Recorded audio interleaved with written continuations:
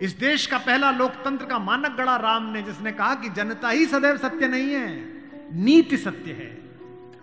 मैं इसको सिद्ध करके बताऊंगा अब आपको। जब राम जंगल गए तो सब दुखी थे, सब परेशान थे, हर आदमी उन्हें लौटाना चाहता था। अगर राम उसी दिन लौट आते तो सब खुश हो जाते, लेकिन राम ने जनमत का सम्मान नहीं किया, नीति का सम्मान किया। जब उनको लेने के लिए आए हैं विश्वामित्र दशरथ के पास, तो विश्वामित्र से दशरथ ने पूछा कि आप तो इतने तेजस्वी राजा ऋषि हैं, थोड़ा सा जल लेकर छिड़केंगे तो राक्षसों का नाश हो जाएगा, आप मेरे बेटे को क्यों ले जाना चाहते हैं? विश्वामित्र ने कहा, मैं ऋषि हूं, मुझे क्रोध वर्जित है, मैं क्रोध नहीं कर सकता। तुम्हारा लड़का मर्यादा पुरुषोत्तम है। पुरुषोत्तम मतलब पुरुषों में उत्तम, देवताओं में उत्तम नहीं, पुरुषों में उत्तम। इसलिए मैं उसे ले जाता हूं ताकि वो जो मुझे कराना है वो कर सके। दशरथ में फिर भी मोह है, राम में मोह नहीं है। दशरथ 7 बार राम का नाम लेकर प्राण छोड़ गए। भाई आप ही ने तो वरदान लिया था, आप ही के आदेश पर लड़का बाहर गया है, खुद को कंसोल करो, खुद को कन्विंस करो। लेकिन नहीं, मानस कहती है कि राम राम कह राम, राम कह राम, राम कह राम। क्या हुआ उसके बाद? भूप गयो सुरधाम, राजा भगवान के यहां चला गया। और इसके बाद भी दशरथ का लोभ बना रहा अपने बेटे को लेकर। जब रावण का वध कर लिया राम ने, तो आकाश में सब देवता आए, तो राम के पिता दशरथ भी आए, और मरने के बाद भी बेटे से प्रेम बना रहा। बताइए, राम ने देखा कि सब लोग मुझे प्रणाम कर रहे हैं, सब लोग मेरी प्रशंसा कर रहे हैं, ये जो मेरे पिता हैं ये कुछ ज्यादा भावुक हो रहे हैं, आंसू बह रहे हैं, कांप रहे हैं, बड़े खुश हैं, फूल फेंक रहे हैं। राम को लगा इनके अंदर मोह रह गया, मोक्ष नहीं मिलेगा। इसलिए कितनी अद्भुत पंक्ति गोस्वामी जी ने लिखी है, ऐसा शायद ईश्वर, ऐसे बच्चे सबको दे ईश्वर, पिता दे ना दे, ऐसा बच्चा सबको दे। अपने पिता को बड़ी कड़ी आंखों से देखा राम ने। गोस्वामी जी लिखे, चितई पितई दीनई दृढ़ धर्मा। पिता को थोड़ी कठोर दृष्टि से देखकर कहा कि भाई अब दिवंगत हो गए हो, अब मैं क्या आपका पुत्र और क्या आप मेरे पिता, अब आप इन देवताओं के साथ निर्मुक्त होकर रहिए। जो बंधा रहे वो मानव, और जो मुक्त हो जाए वो देवता।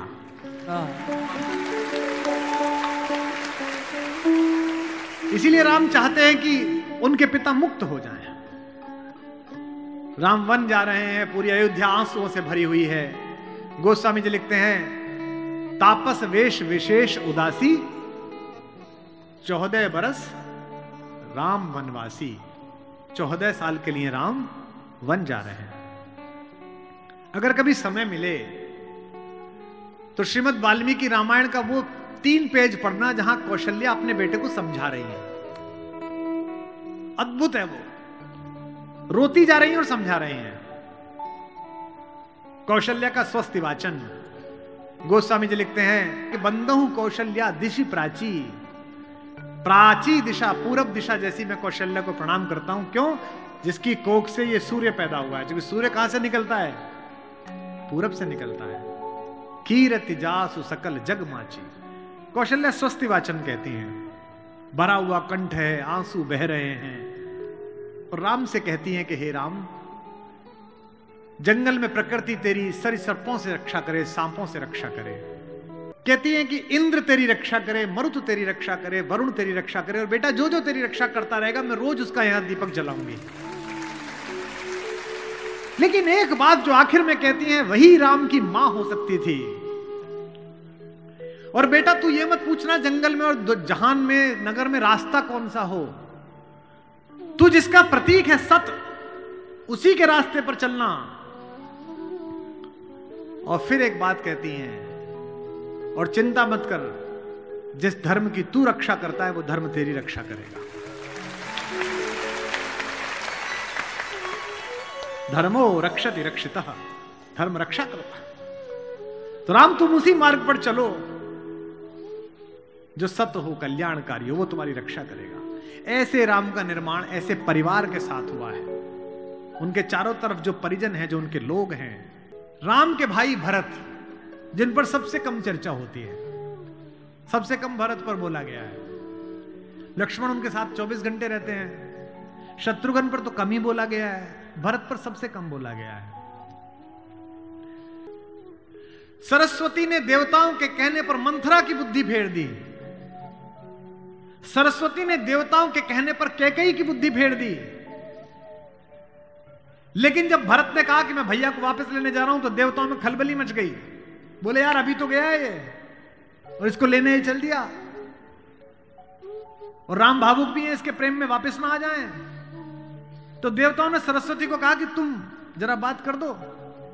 तो क्या कहती है सरस्वती? देवताओं से कहती है कि 1000 आंखें होने के बाद भी जिसको सुमेरु ना दिखता हो, तुम मूर्ख हो क्या? मोसो कहत भरत मति फेरी, मुझसे कहते हो भरत की मति फेर दूं?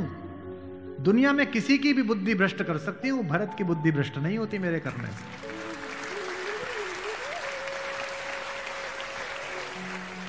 भरत जब भैया को ढूंढते हुए निकले तो पूरे खानदान को लेकर निकले।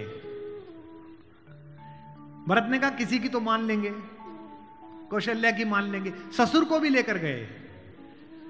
जब पहली रात भरत वहीं रुके जहां राम रुके थे, भरद्वाज के आश्रम में।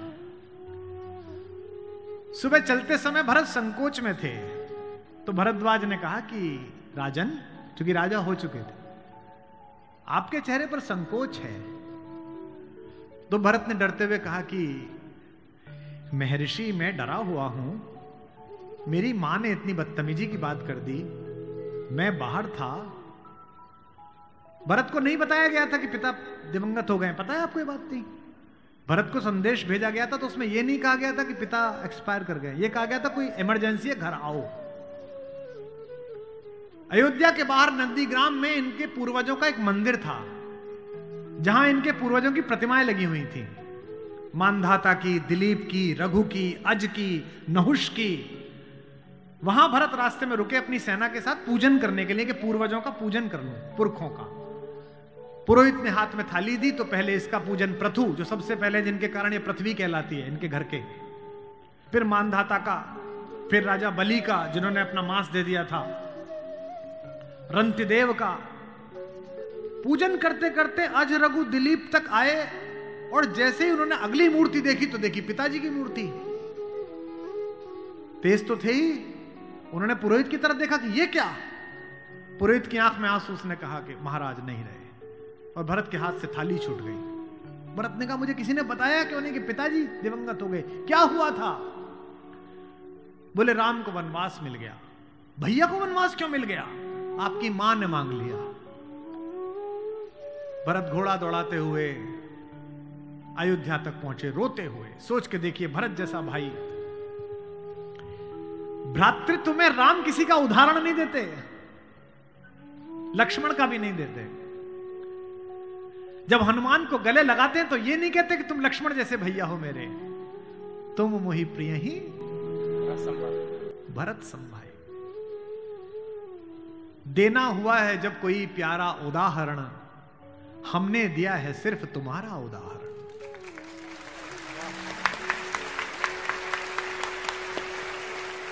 तो भरद्वाज से भरत ने पूछा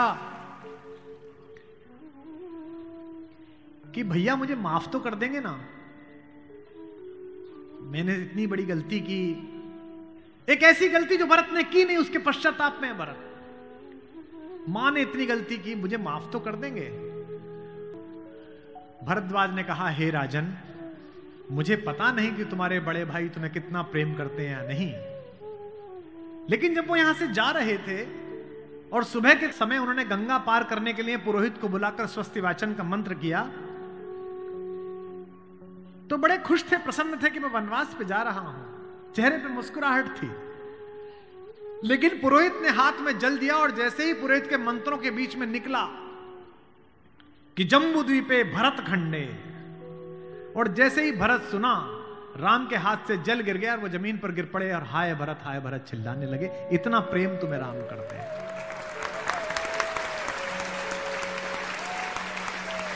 राम करुणा से भरे हुए हैं, इसीलिए करुणा निधि है। इसीलिए कहता हूं कि इस कहानी से पॉलिटिक्स सीखिए, इस कहानी से स्ट्रेटेजी सीखिए, इस कहानी से ह्यूमन वैल्यूज सीखिए, फैमिली वैल्यूज सीखिए। और जो राजनीति में लोग काम करते हैं उनसे भी अनुरोध है कि सदा जनता की भावनाएं ही सत्य नहीं होती। इस देश का पहला लोकतंत्र का मानक गढ़ा राम ने, जिसने कहा कि जनता ही सदैव सत्य नहीं है, नीति सत्य है।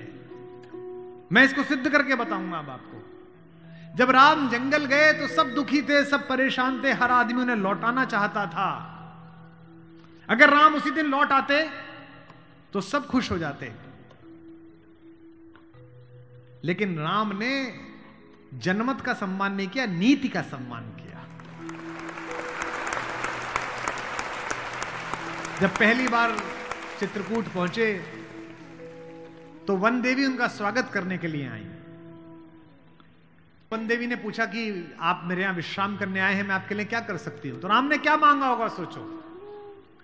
राम ने कहा कि हे वन देवी, बाकी सब ठीक है, निभा लेंगे, पर्णकुटी बना लेंगे, फल फूल खा लेंगे, जिस रास्ते से मैं आया हूं उसके कांटे हटा देना। वन देवी ने कहा कि आप तो आ चुके, अब कांटे हटाऊं ना हटाऊं इससे क्या। राम ने जो उत्तर दिया वो आपकी आंख भिगोने के लिए काफी है। राम ने कहा कि मेरी तो कोई दिक्कत नहीं है, मेरे पैर में कांटे लग गए, पर मुझे ढूंढता ढूंढता मेरा भाई भरत इसी रास्ते से आएगा, उसको कांटे नहीं चुभने चाहिए, कांटे हटा दे।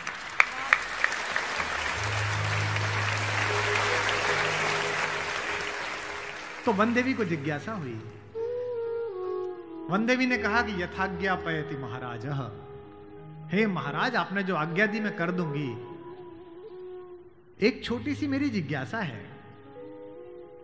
क्या अयोध्या का राजा, अयोध्या की चतुरंगिणी सेनाओं का सेनापति, दशरथ का पुत्र, राम का छोटा भाई भरत इतना नाजुक है कि रास्ते में चलेगा तो उसके कांटे चुभ जाएंगे?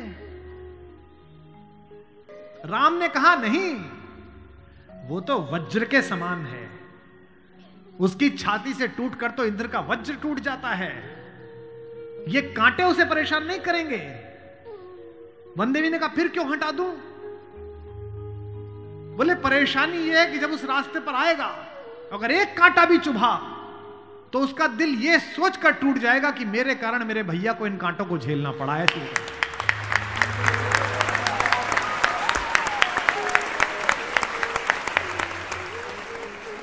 बिना चप्पलों के भरत चले, और जब चले तो भाई मृदु भूमि सकुच मन मन ही, भूमि भी संकोच से भर गई।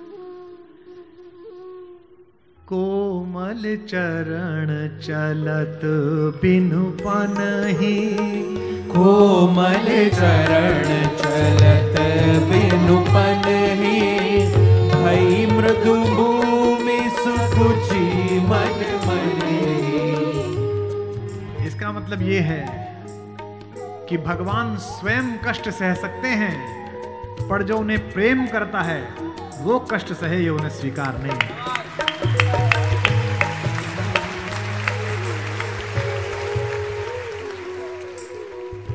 चित्रकूट में रात्रि का समय है, चांदनी खिली हुई है, चंद्रमा निकला हुआ है। ये वो पल था जहां से राम की कहानी पलट सकती थी। अगर दशरथ के अंधेरे कक्ष का एक निर्णय राम को इस जंगल तक लाया है मित्रों, तो आज इस पूर्णमासी के चांद के नीचे का राम का एक निर्णय राम को वापस अयोध्या ले जा सकता है या लंका ले जा सकता है। ये वो रात थी। मुझसे कोई पूछता है कि राम कथा की सबसे महत्वपूर्ण रात्रि कौन सी है? जिस दिन लक्ष्मण को मूर्छा आई वो भी महत्वपूर्ण नहीं थी, क्योंकि पता था कि बच जाएंगे। जिस दिन सीता का अपहरण हुआ वो रात्रि भी महत्वपूर्ण नहीं थी। यही रात महत्वपूर्ण थी, यही रात अंतिम, यही रात भारी, जिसमें भरत, शत्रुघ्न, तीनों माताएं, गुरु वशिष्ठ, ससुर साहब, सास, सब आए हैं कि बस राम लौट चलो। तदनंतर बैठी सभा उटज के आगे, नीले वितान के तले दीप बहु जागे, टकटकी लगाए नयन सुरों के थे वे। सब देख रहे थे, परिणाम उत्सुक उन भया तुरों के थे वे। वह चंद्रलोक था कहां चांदनी वैसी, प्रभु बोले गिरा गंभीर गूढ़ निधि जैसी। जब सबने खाना खा लिया, सबने पानी पी लिया, तब भगवान ने सबको बिठाकर पूछा। क्या सवाल पहला? भरत जैसे आदमी से, हे भरत भद्र, अब कहो अभीप्सित अपना। इतनी दूर चल के आए हो, बताओ क्या चाहिए? सब सजग हो गए, भंग हुआ ज्यों सपना। एक बात पूछी कि बेटा बताओ क्यों आए हो? तो क्या बोले भरत? हे आर्य रहा क्या भरत अभीप्सित अब भी। आप मुझसे पूछते हो कि मुझे क्या चाहिए? मुझे तो सब मिल गया भैया। इसी दिन के लिए तो मेरा जन्म हुआ था, पिताजी मर गए मेरे कारण, आप जंगल में बैठे हो मेरे कारण, सोने के आभूषण पहनने वाली मेरी भाभी एक वलकल पहने हुए मेरे कारण, जिसके सर पर अयोध्या का राजमुकुट होना चाहिए था उसके सिर पर जटाजूट है मेरे कारण। हे आर्य रहा क्या भरत अभीप्सित अब भी, मिल गया अकंटक राज्य उसे जब तब भी। पाया तुमने तरुतले अरण्य बसेरा, रह गया अभीप्सित शेष तदपि क्या मेरा। और मैं इसलिए भरत पर फिदा हूं कि भरत इतिहास का अकेला पात्र है जिसकी गलती नहीं है फिर भी प्रायश्चित कर रहा है।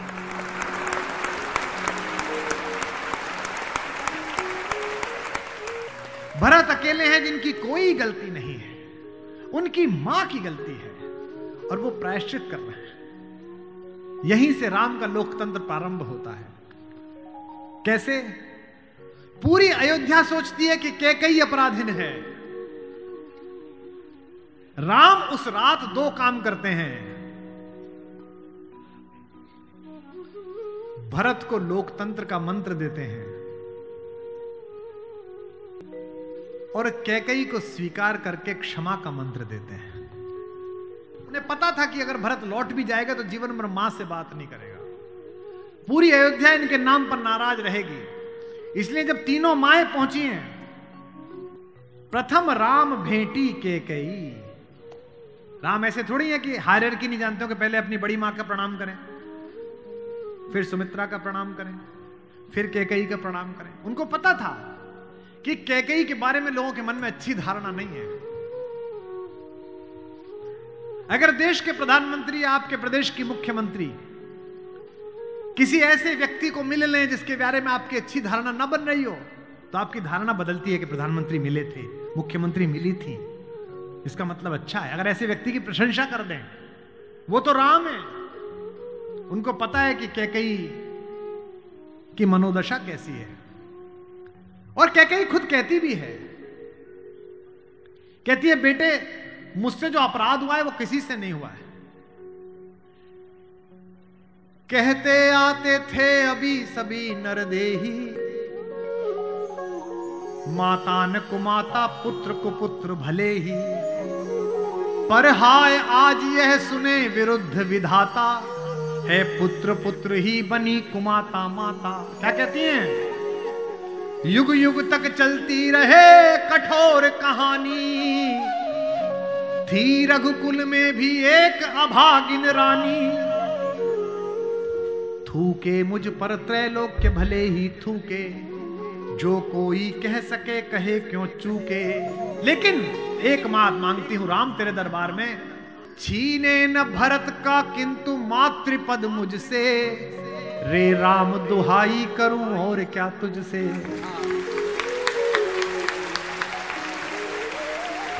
सोचिए कैसा क्षण है, अपने ही बेटे को मांग रही है राम से। कैकेयी अपने बेटे के लिए कह रही है कि राम तू सबको सब देता है बेटा, मुझे सिर्फ इतना दे दे, मुझे रानी मत रहने दे, जंगल में रख ले, भरत की मां बनी रहूं बस। इसी के लिए तो सब किया था। राम ने क्या कहा? हे अम्ब, ओ मेरी मां, हे अम्ब तुम्हारा राम जानता है सब, इस कारण वह कुछ खेद मानता है कब। फिर राम को याद दिलाया कि कहीं ने, बेटा तुझे याद है तू आधी रात उठ के भाग जाता था मेरा सपना देख के। कौशल्या से कहता कि मां मैंने छोटी मां का सपना देखा है, मुझे छोटी मां के पास छोड़ के आओ। और तुझे गोदी में लेके कौशल्या मेरा दरवाजा खटखटाती थी, अरे ओ कोयल, ये तेरा कोयल का बच्चा जाग गया, रो रहा है तेरे लिए। होने पर बहुधा अर्धरात्रि अंधेरी,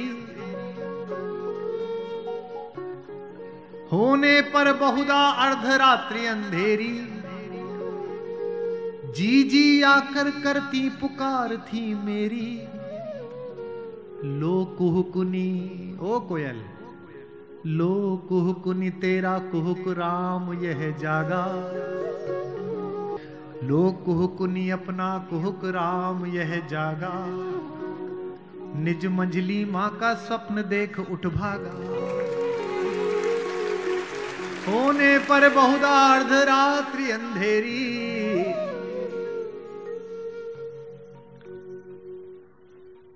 राम ने क्या कहा, मैं वही राम तू वही के कई मेरी। कि 100 बार धन्य वह एक लाल की माई। कौन? 100 बार धन्य वह एक लाल की माई, जिस जननी है जना भरत सा भाई।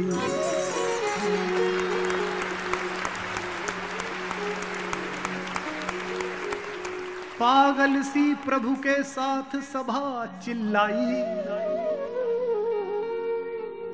100 बार धन्य वह एक लाल की माई। 100 बार धन्य वह एक लाल की माई। 100 बार धन्य। कौशल्या से लेकर जनक तक सबका बहुमत राम को लौटाने का था, लेकिन राम नीति के साथ रहे। जनमत की उपेक्षा नहीं है। भरत जैसा भाई पाना, लक्ष्मण जैसा भाई पाना, कैसे कैसे चरित्र हैं भाई। एक भरत की पत्नी है मांडवी, उनका जिक्र नहीं होता। एक हमारी मां और है उर्मिला, उसका जिक्र नहीं होता। उर्मिला का कलेजा देखिए, मांडवी का कलेजा देखिए। जिस दिन लौटने के बाद भरत ने राज्य संभाल लिया, भाई की पादुकाएं रखकर सिंहासन पर, कौशल्या जाग रही थी। उन्होंने देखा कि ऊपर कोई घूम रहा है, कोई छाया घूम रही है महल में अंतःपुर में। तो वो ऊपर गई तो देखा मांडवी घूम रही थी, भरत की पत्नी। तो कौशल्या ने पूछा कि बेटा तू सोई नहीं? उसने कहा हां मां मैं अभी जाग रही हूं। भरत सो गया होगा बेटा, तो उसके कक्ष में चली जा। तो कौशल्या से मांडवी ने कहा कि मां वो तो है ही नहीं यहां। कहां गया? बोले उन्होंने कहा कि भैया जब तक जमीन पे सोएंगे, भैया जब तक जंगल में रहेंगे, मैं महल में नहीं रहूंगा। वो अयोध्या के बाहर जो नंदीग्राम दिखता है ना, वहां दूर, वहां उन्होंने कुटिया बना ली है, प्राइम मिनिस्टर ऑफिस वहीं बना लिया, वहीं फाइल मंगाते हैं। तुझे नहीं ले गया? संकोच में पड़ी हुई मांडवी ने कहा मां मैंने तो कहा था आप जंगल में अकेले कैसे रहेंगे कुटिया में, मैं सेवा कर दूंगी, ले चलो। उन्होंने कहा नहीं, भाभी राम भैया के साथ चली गई हैं, तीनों माओं को देखने के लिए कोई नहीं है, तुम यहीं रहो, उनकी जिम्मेदारी हम पर है। कौशल्या ने कहा कि बेटा सो जा। बोले मां वो उनकी कुटिया दिख रही है, उसमें अभी दीपक जला हुआ है, यानी कि वो अभी काम कर रहे हैं। एक बार वो दीपक मंगल हो जाए, अंधकार हो जाए, तो मैं भी जाकर सो जाऊंगा। ऐसी मांगी।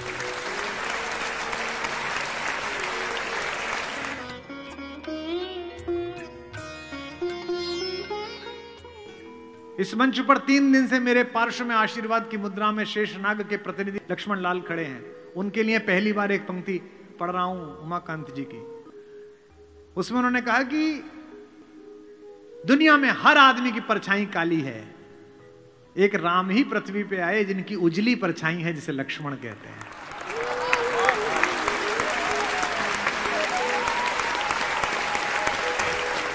ये राम की उजली परछाई है। बाबा ने अच्छी बात लिखी है, 12 से निज हितपति जानी, लक्ष्मण राम चरण रति मानी। मेरा एक बड़ा प्रिय कवि है, बच्चा वो लखीमपुर से आगे एक गांव में रहता है, ज्ञान प्रकाश आकुल। ज्ञान ने छंद भेजा, रात सुनिएगा। 4 बच्चे पैदा हुए, थोड़े थोड़े अंतर पर पालने में लिटाए गए, कि पालने में लखन व राम जी लिटाए गए, लेटते ही करुणा सदन चुप हो गए।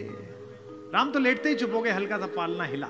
वशिष्ठ खड़े हैं, दशरथ खड़े हैं, माएं खड़ी हैं, मंगल स्वस्ति चल रहा है। दृश्य सोचिए कैसा है कि पालने में लखन व राम जी लिटाए गए, लेटते ही करुणा सदन चुप हो गए, किंतु लक्ष्मण कुछ ऐसा तेज रोए उन्हें, रोता देख धरती गगन चुप हो गए।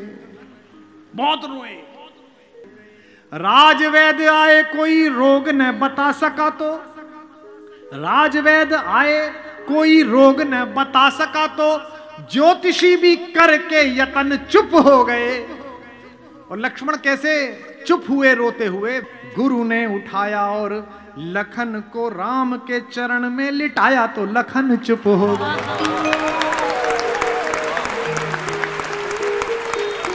गुरु ने उठाया और लखन को राम के चरण में लिटाया तो लखन चुप हो गए। और वो नोएडा वाले, मैंने परसों बताए थे आपको कि कुमार जी अपने अपने राम करानी है। इनका क्या हो गया? और छोटे भाई से मुकदमा चल रहा था जमीन का, वो जीत गया। वाह, राम की कहानी सुनेंगे भाई पर मुकदमा करके। नैतिकता को कोई कुआं भी ना मिले जिसमें डूब के मर जाए। दूसरी मां हमारी मां सुमित्रा।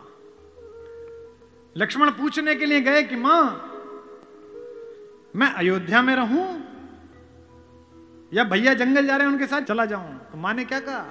अयोध्या? कौन सी अयोध्या? जो पे राम सिया वन जाई। सुमित्रा जैसी मां, लक्ष्मण जैसा प्यारा सा बच्चा, कहती है बेटा जो पे राम सिया वन जाई, अवध तुम्हार काम का चुनाई। अवध में तुम्हारा क्या काम है?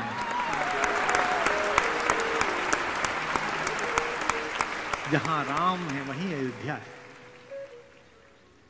अवध तुम्हारा काम का चुनाई। और राम तो फिर भी हमारी मां के साथ है, सीता के। एक सत्संग है, एक स्नेह की डोर है। माना कि गृहस्थ में नहीं है, तपस्या का जीवन है, लेकिन फिर भी एक दूसरे की सुन तो रहे हैं। और यहां पति पत्नी बैठे हो तो वो इस बात को महसूस करेंगे जो 20 वर्ष 25 वर्ष बिता चुके हैं।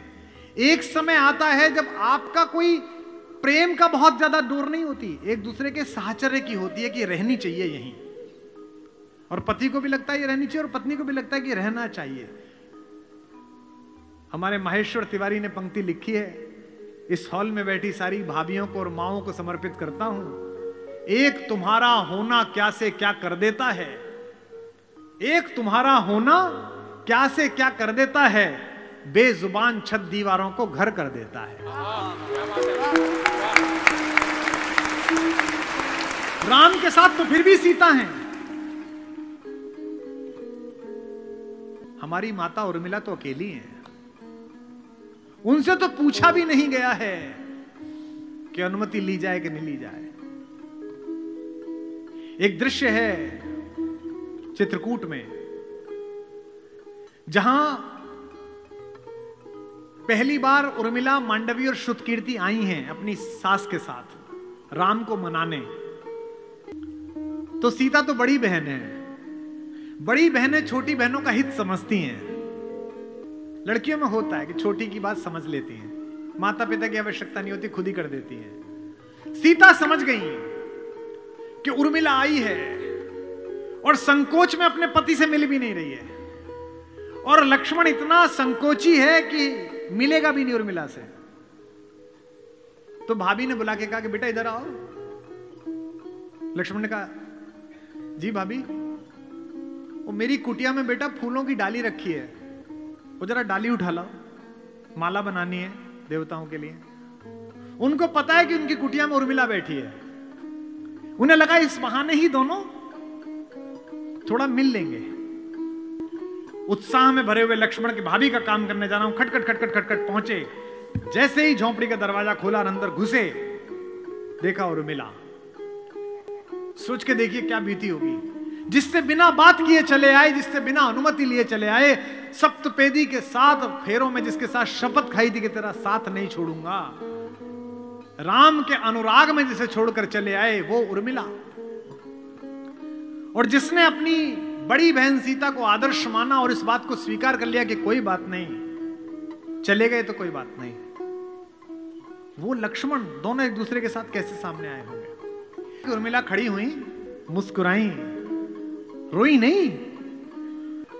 उन्होंने ऐसा नहीं किया, वो खड़ी हुई और मुस्कुराई, और मुस्कुरा कर क्या बोली, मेरे उपवन के हरिण, मेरे बाग के हिरन। क्या बढ़िया बात कही है कलकत्ता वालों। मेरे बाग के हिरन, मेरे उपवन के हिरण आज वनचारी। मेरा हिरन आजकल जंगल घूम रहा है। और अगली पंक्ति क्या बोली, इस पर आप माता उर्मिला को याद करना, मेरे उपवन के हिरण आज वनचारी, मैं बांध न लूंगी तुम्हें तजो भय भारी। छोड़ो, डरो मत, बांधूंगी। मैं तो देखने आई हूं कि मेरे उपवन में जो हिरन खेलता था वो जंगल में कैसा कूद रहा है। उनका मन बड़ा कर रही है। और लक्ष्मण ने भी कितनी अद्भुत बात कही। लक्ष्मण ने कहा कि तुम मेरी केवल पत्नी नहीं हो। इस पर भी लक्ष्मण को तारीफ देना, आशीर्वाद लेना उनसे कि हम उन्हें स्मरण कर रहे हैं। लक्ष्मण ने कहा कि भाभी की बहिना तुम केवल पत्नी नहीं हो, तुम जगत जननी भारतेश्वरी सीता की छोटी बहन हो। उनके योग्य वर हैं राम। त्रैलोक्य का स्वामी तो ऐसी ही पत्नी से साथ वर्ता, लेकिन मुझे पता नहीं कि मैं इतना योग्य हूं या नहीं हूं कि मैं जगत जननी की छोटी बहन का पति बन सकूं। मैं उस योग्य बनने के लिए जंगल में आया हूं आज, ताकि मैं तेरे योग्य बन।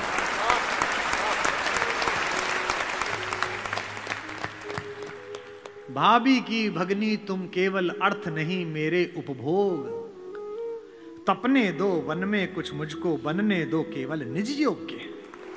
मुझे थोड़ी तपस्या करने दो, अपने लायक बनने दो। तुम तो कौन हो, मेरी पत्नी थोड़ी हो तुम पहले सीता की बहन हो, खानदान, और मैं केवल राम के पीछे चलने वाला एक लड़का। मुझे इस लायक तो बनने दो कि सीता माता किसी को परिचय कराएं और कहें कि ये मेरी छोटी बहन का पति है। ऐसी योग्य तो बनने। और लोग भी कैसे कैसे, भाई छोड़िए, पत्नी छोड़िए, पिता छोड़िए, माता छोड़िए, शत्रु भी कैसा भाई।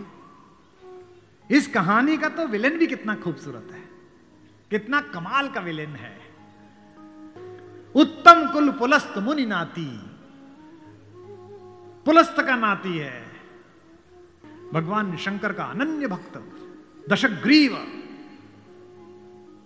10 सिर नहीं है उसके, ये सम्मित है, ये जो रामलीला में लगा देते हैं। 10 दिमागों के बराबर का आईक्यू है।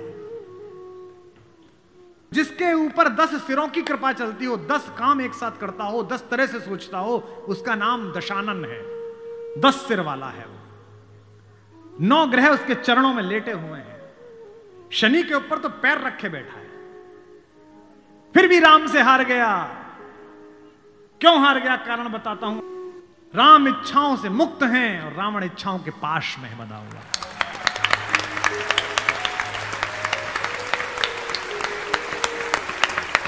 फिर जागना कि रावण मनुष्यों पर राज्य करता है, राम मनुष्यता पर राज्य करते हैं।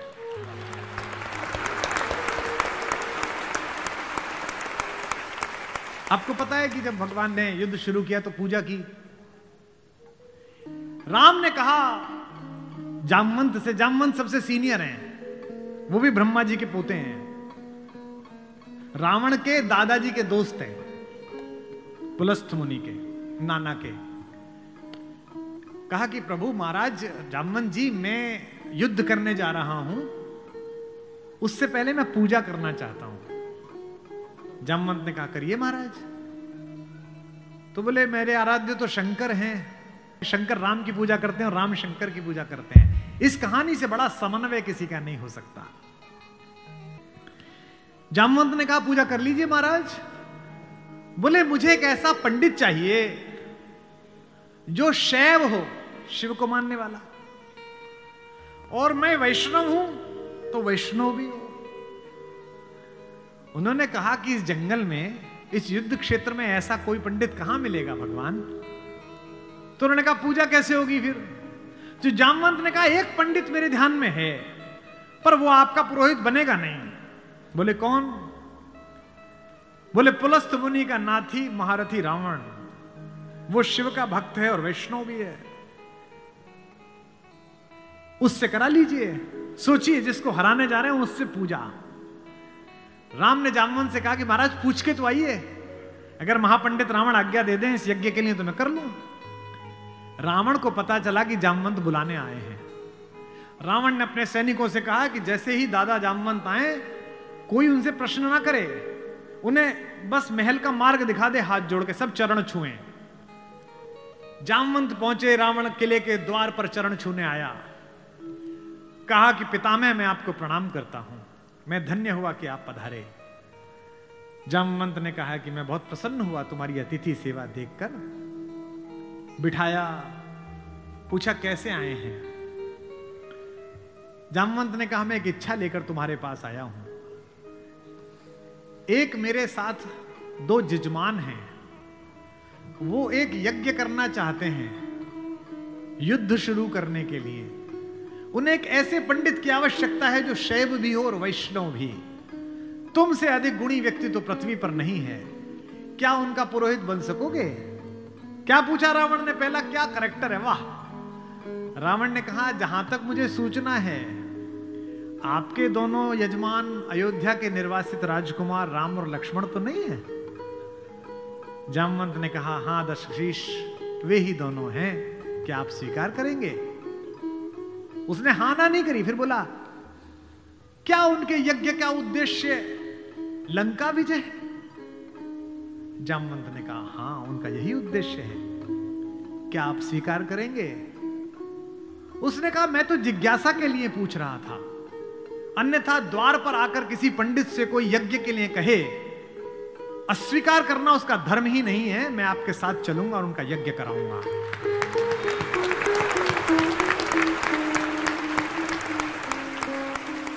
जामवंत ने कहा कि क्या मुहूर्त निकला। उसने नवग्रहों को बुलाया, बोले इधर बैठ, तू इधर बैठ, तू इधर बैठ। वो तो अपने ही हाथ में था, तू मिनिस्टर ऑफ स्टेट, तू फुल कैबिनेट। बता कितने बजे। बोले जी सुबह 5:30 बजे ब्रह्म मुहूर्त में, जिसमें हम पैदा हुए। तो उसने कहा ठीक है 5:30 बजे का मुहूर्त निकला, मैं 5 बजे आ जाऊंगा। जामवंत ने कहा आचार्य हो गया अब तो रावण।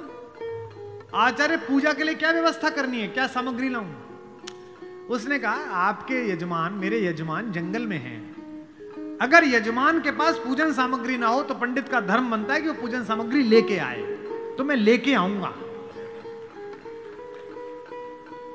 उसने अपने पुत्र मेघनाथ को जगाया, इंद्रजीत को, और कहा बेटा अशोक वाटिका जाओ, अशोक वाटिका जाओ और सीता से कहो मैं उसे मिलना चाहता हूं, एक विशेष प्रयोजन है। थोड़ी देर बाद खुद पहुंचा और कहा सीते तुम्हारा पति राम लंका विजय का यज्ञ कर रहा है, उसके पास पुरोहित नहीं है, कल सुबह मैं उसका पुरोहित बनूंगा, लेकिन एक विवाहित व्यक्ति की पूजा अधूरी है अगर उसकी पत्नी उसके पार्श्व में ना बैठे। क्योंकि तुम उसकी पत्नी हो तो सुबह ये इंद्रजीत रथ लेकर आएगा, तुम स्नान करके नया वस्त्र पहनकर इस रथ में बैठ जाना, क्योंकि मेरे यजमान की पूजा पूर्ण होनी चाहिए, मैं पूर्ण पूजा का पुरोहित नहीं हूं। और कहा कि तुम्हारी लंका से मुक्ति केवल पूजा तक की है। पूजा होते ही उठना और इसी रथ में वापस बैठकर अशोक वाटिका में आ जाना। क्या तो सीता, क्या राम और क्या रावण, क्या कहानी है ये। सुबह यही हुआ, शिवलिंग की स्थापना हुई। बालुका की मृत्यु से एक विग्रह बनाया राम ने अपने ओजस्वी हाथों से। राम आजानुबाहु हैं, घुटने तक हाथ आते हैं उनके, ये पुरुषोत्तम का लक्षण है। महाराणा कुंभा वे भी आजानुबाहु थे। कभी कुंभलगढ़ के किले में जाइए, 3 फीट का शिवलिंग है, नीचे बैठ के अपने ही हाथ से लोटे से रुद्राभिषेक करते थे बिना उठे। वे भी सूर्यवंशी थे। राम आजानुबाहु थे, उन्होंने अपने बड़े बड़े हाथों से शिवलिंग तैयार करा। धोती पहने हुए, तलक लगाए हुए तेजस्वी रावण पहुंचा। राम और लक्ष्मण ने आसन से खड़े होकर अपने पुरोहित को प्रणाम करा। आचार्य, मैं दशरथ का पुत्र राम अपने छोटे भाई लक्ष्मण के साथ आपको प्रणाम करता हूं। दोनों ने पैर छुए रावण के और कहा कि आचार्य आसन ग्रहण करिए। आचार्य ने पूजन प्रारंभ किया। ओम गणपति गंगावाय।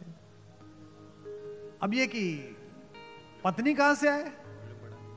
आचार्य ने पूछा राम से। मेरे यजमान विवाहित हैं?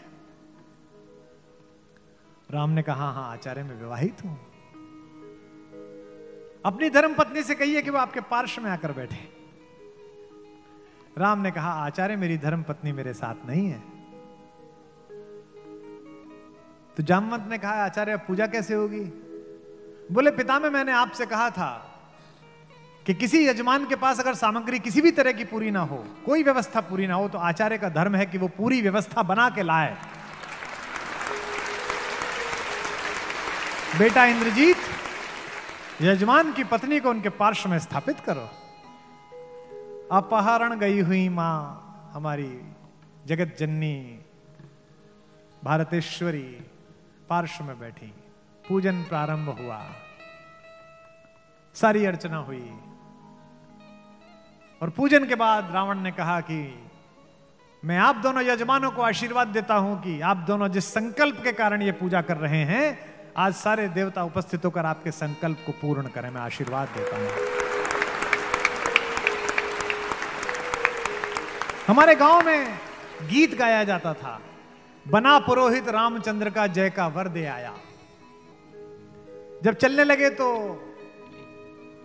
राम ने पूछा, बोले आचार्य दक्षिणा? तो आचार्य हंसा। बोला त्रैलोक्य की संपदा आपके आचार्य के पास है, कुबेर का रथ आपके आचार्य के पास है, ऐसे में मेरा वनवासी मुझे क्या दक्षिणा देगा मेरा यजमान? तो राम ने कहा कि मैं रघुवंशी हूं, दक्षिणा के बिना पूजा कराना मेरे लिए निष्फल हो जाएगा, आप दक्षिणा तो मांगिए। तो रावण ने कहा कि मैं आपसे समय पर दक्षिणा मांग लूंगा। राम ने कहा उस समय में देने योग्य बचा या ना बचा? आचार्य बता तो दीजिए कि दक्षिणा क्या है।